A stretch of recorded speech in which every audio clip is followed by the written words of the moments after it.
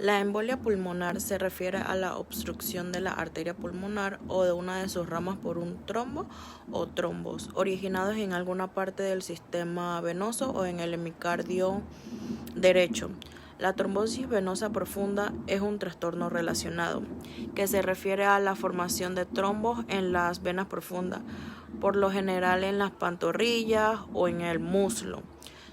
A veces también en el brazo, sobre todo en pacientes con catéteres periféricos insertados centralmente. La embolia pulmonar es un trastorno frecuente y a menudo se relaciona con traumatismo, con cirugía como la ortopédica, la abdominal mayor, la pélvica y la ginecológica. En los embarazos, insuficiencia cardíaca, edad mayor de 50 años, estado de hipercoagulabilidad e inmovilización prolongada. También puede presentarse en personas sanas. Fisiopatología. La embolia pulmonar se debe más a menudo a un coágulo de sangre o un trombo. Sin embargo, existen otros tipos de émbolos como de aire, grasa, líquido amniótico y cuerpos extraños como fragmentos de catéter intravenoso. Cuando un trombo obstruye de modo completo o parcial una arteria pulmonar, se reduce la perfusión a las regiones pulmonares distales. Como resultado, las áreas afectadas se ventilan, pero no se perfunden con sangre, lo cual produce un aumento en el espacio muerto alveolar, pérdida de intercambio gaseoso, vasoconstricción pulmonar y disminución del gasto cardíaco. Las consecuencias incluyen hipotensión, muerte, hipoxemia, inestabilidad hemodinámica. Un infarto pulmonar se presenta cuando un émbolo bloquea el flujo arterial. Esta reacción común incluye hemorragia pulmonar regional y necrosis. Los efectos hemodinámicos se deben a la liberación de sustancias vasoconstrictoras, como la serotonina, que inducen la broncoconstricción, redistribución del flujo pulmonar y aumento de la resistencia vascular pulmonar. La vasoconstricción regional genera un desequilibrio de ventilación-perfusión, reducción de la producción de surfactante, atelectasia y pérdida de volumen pulmonar. El aumento de la resistencia vascular pulmonar conlleva un incremento de la presión arterial pulmonar y a su vez incremento del trabajo ventricular derecho y aumento del flujo de sangre pulmonar. Dentro de sus factores de riesgo podemos mencionar la éstasis venosa, que es el flujo lento de sangre en las venas. Esto incluye la inmovilización prolongada, en especial la etapa postoperatoria, los viajes prolongados, que es permanecer sentado mucho tiempo durante el viaje en el avión. Las venas varicosas, lesión en la médula espinal. También tenemos la hipercoagulabilidad, que es la liberación de tromboplastina de tejido después de una lesión o alguna intervención quirúrgica. La cirugía, que en esta podemos incluir la cirugía ortopédica, las gastrointestinales, genitourinaria, la pélvica y craneal. El embarazo y el uso de anticonceptivos orales. Otros factores de riesgo incluye la enfermedad endotelial venosa, que esto puede incluir la tromboflebitis, trombosis vascular, como mencioné anteriormente, los cuerpos extraños, que es del catéter venoso central, ciertos estados de enfermedad como la combinación de éstasis, alteración de la coagulación y lesión venosa. También podemos incluir la cardiopatía, específicamente la insuficiencia cardíaca, traumatismo, sobre todo en fractura de cadera, pelvis, vértebra y las extremidades inferiores. En el estado postoperatorio, el periodo postoperatorio, la diabetes mellitus, enfermedad obstructiva pulmonar, que es la EPOC, otros trastornos predisponentes como la edad avanzada, el embarazo, la obesidad, el uso de anticonceptivos orales, antecedentes de tromboflebitis y embolia pulmonar. A continuación, le estaré hablando de las manifestaciones clínicas. Los síntomas de la embolia pulmonar dependerán del tamaño del trombo y la arteria pulmonar ocluida, porque el trombo suele ser inespecífico. La disnea es el síntoma más frecuente. La duración e intensidad de la disnea dependerá de la extensión de la embolización. El dolor torácico es común. Suele ser súbito y simular angina en el pecho o infarto en el miocardio. Otros síntomas pueden ser la tos, la diaforesis, la hemoptisis y el síncope. Y puede tener cuadros frecuentes de taquipnea.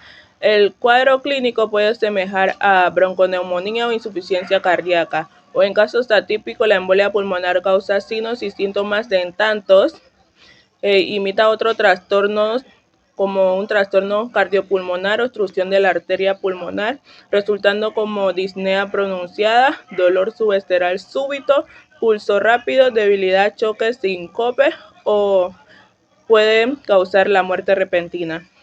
Valoración y datos diagnósticos de la embolia pulmonar. La muerte por embolia pulmonar puede ocurrir en menos de una hora tras iniciar síntomas. Por esto es de suma importancia la diagnosticación temprana. El estudio diagnóstico inicial puede incluir la radiografía del tórax, que aunque este suele mostrarse normal, puede mostrar infiltración, atelectasis, elevación del diafragma o derrame pleural, que su principal utilidad es descartar otras causas. Otro estudio sería el electrocardiograma, que puede evidenciar taquicardia sinusal, aplanamiento en el segmento PR y cambios inespecíficos en la onda T.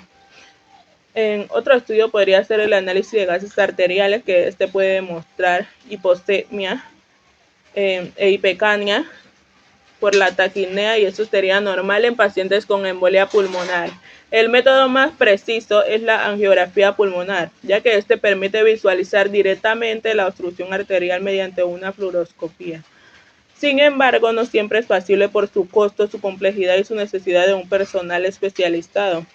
Este procedimiento se realiza introduciendo un catéter en la vena cava al hemicardio derecho para inyectar medios de contraste similares a un cateterismo en cardíaco.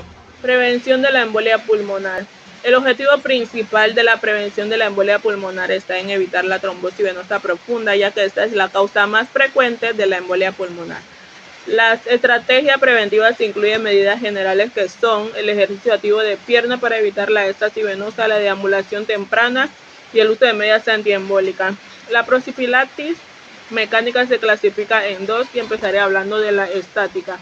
Esta utiliza medidas de compresión gradual hasta la rodilla o hasta el muslo. Esta presenta poca eficacia y sus problemas más comunes son mal ajuste o mala aplicación. La dinámica utiliza dispositivos de compresión secuencial, que esto consiste en inflar un manguito de aire que simula la contracción muscular. Esta es más eficaz en caso de riesgo de trombosis venosa profunda y también específicamente si se combina con profilaxis farmacológica. Ahora le hablaré del tipo de compresión usadas. Existe la compresión gradual, que esta consiste en inflar aire secuencialmente en el manguito, permitiendo la duración de la compresión. La compresión asimétrica solo se infla una parte del pie o la pierna. La compresión circunferencial, que esta presiona uniformemente alrededor de toda la pierna. Aquí les muestro las imágenes de los diferentes tipos de prevención de embolia pulmonar.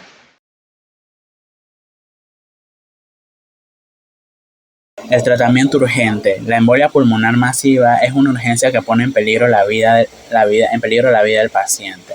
En se debe actuar de inmediato estabilizando el sistema cardiopulmonar, ya que así hay un incremento del trabajo de la resistencia pulmonar. El trabajo del ventrículo derecho puede causar una insuficiencia aguda de hemicardio acompañado de un choque cardiógeno. El manejo de la urgencia consiste de las siguientes acciones. Se administra de inmediato el oxígeno nasal para aliviar la hipoxemia, la dificultad respiratoria y la cianosis central. También se instalan líneas de infusión intravenosa para establecer vías para la administración de los medicamentos o los líquidos que sean necesarios. También se efectúa un gammagrama de perfusión, mediciones hemodinámicas y determinaciones de gases en sangre arterial.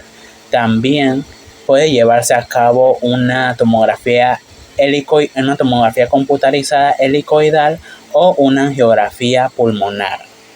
Otras acciones para el tratamiento urgente de la embolia pulmonar es tratar la hipotensión con una infusión lenta de dobutamina, el cual tiene un efecto dilatador sobre los vasos pulmonares y los bronquios, o también la dopamina. También se vigila de forma continua el electrocardiograma por arritmias e insuficiencia ventricular derecha, el cual puede ocurrir de modo repentino.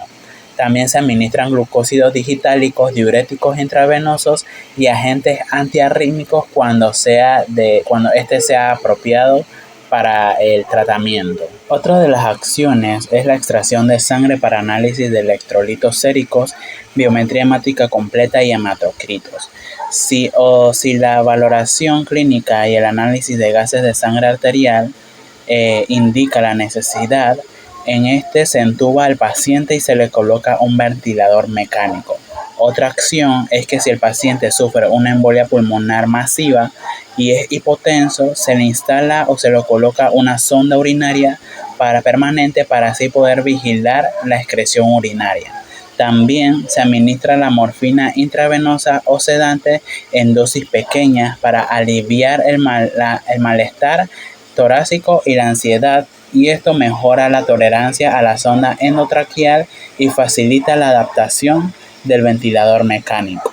En la terapia farmacológica se encuentra la terapia anticoagulante y la terapia trombolítica. En la terapia de los anticoagulantes está la heparina y la warfarina sódica. Estos son unos métodos primarios para el manejo agudo de la trombosis venosa profunda y la embolia pulmonar. En este tratamiento pueden usarse heparinas no fraccionadas y de bajo peso molecular para prevenir las recurrencias de émbolos, pero estos no tienen efecto en los émbolos que ya están presentes. Por lo general, se recomienda la heparina para pacientes con diagnósticos de embolia pulmonar.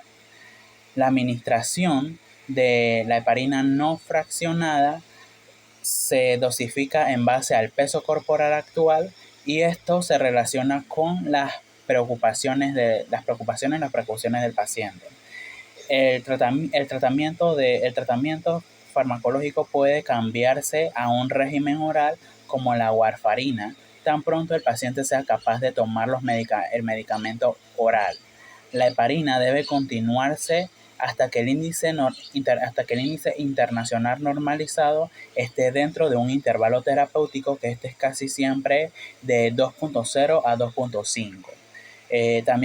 También se pueden usar dosis altas de heparina de bajo peso molecular, como la enoxaparina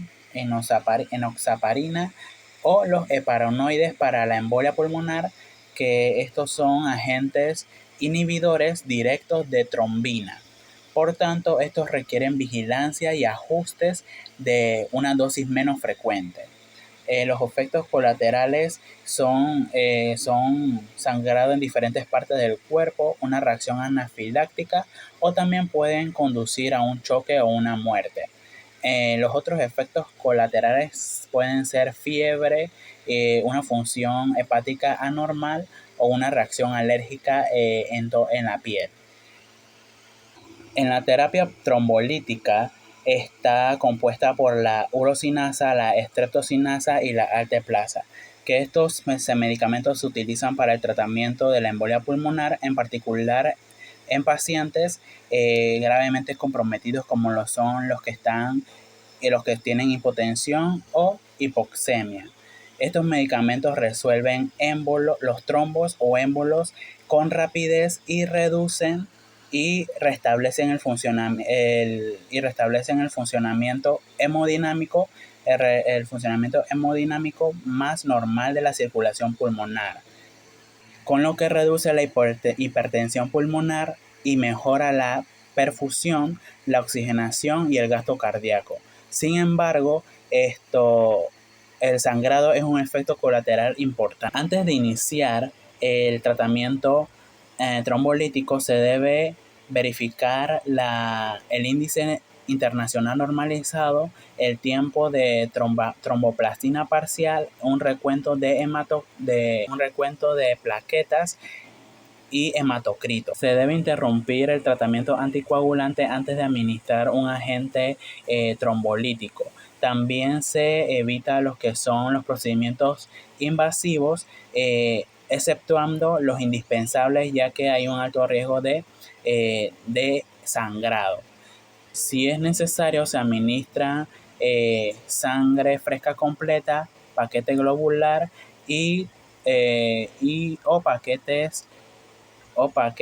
o plasma congelado. Plasma congelado para restituir la sangre perdida y revertir la hemorragia en cuidados de enfermería para la embolia pulmonar. Como primer punto está la prevención de la formación de trombos.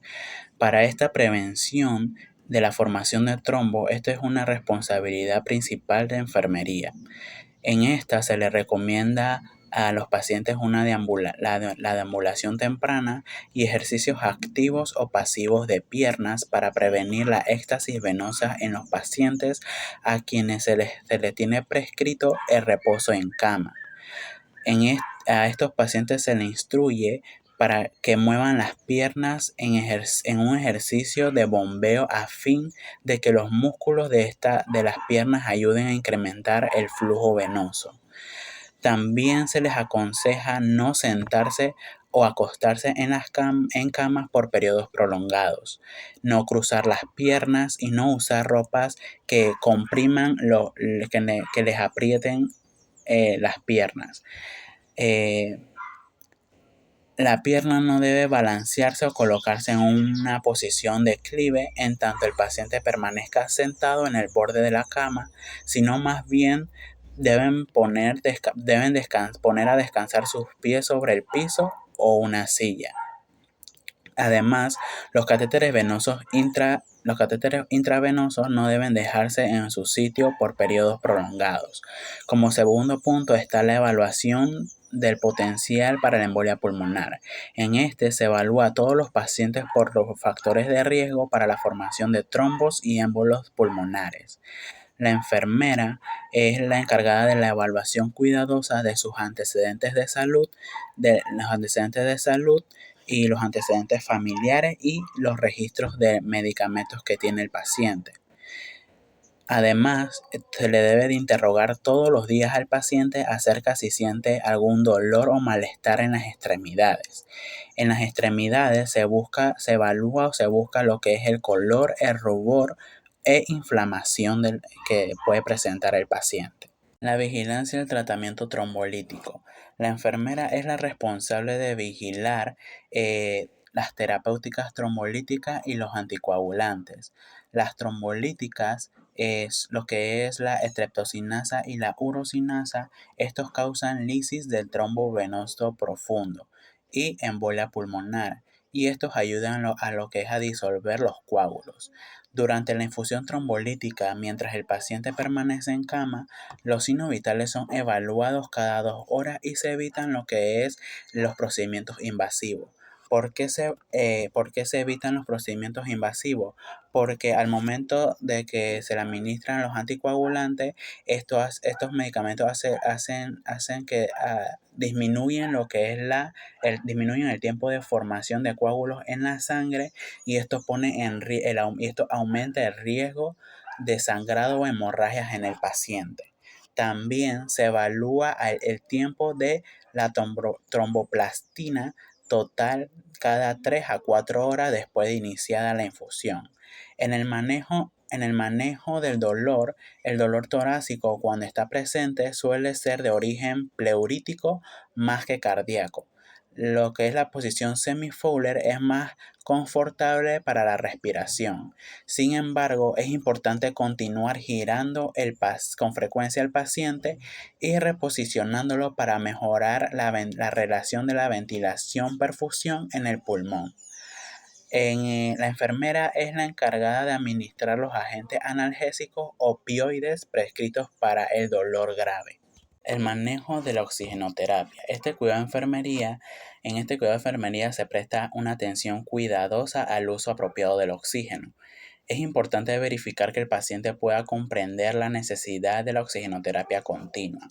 La enfermera es la encargada de valorar con frecuencia al paciente en busca de signos de hipoxemia y también vigila las cifras de la oximetría de pulso para evaluar la efectividad de la oxigenoterapia.